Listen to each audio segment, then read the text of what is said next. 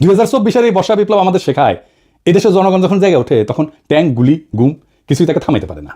আমরা দেখছি কিভাবে এক একটা নোট, এক একটা শহর, এক একটা শিক্ষা প্রতিষ্ঠান, একটা অঞ্চল, একটা প্রবাসী গ্রুপ একে অপরকে না চিনেও কোনো একক নেতা ছাড়াই এক হয়ে ইতিহাস লিখছে, ইতিহাস বদলাই দিছে।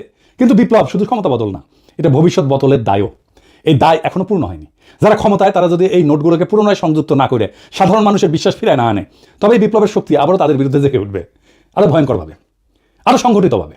আমরা ভুলে যাব না, বিপ্লবের আসল মালিক জনগণ, কোনো মাস্টার মাইন্ড না, কোনো ব্যক্তি না, কোনো দল না।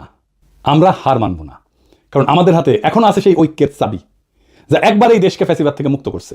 ফেব্রুয়ারির নির্বাচন হোক আমাদের দ্বিতীয় ধাপ, যেখানে ভোট হবে শুধু ভোট না, হবে বিপ্লবের ধারাবাহিকতা, যেখানে ব্যালট বাক্স হবে জনগণের নতুন অস্ত্র, যেখানে জয় হবে শুধু এক দলের নয়, বাংলাদেশের।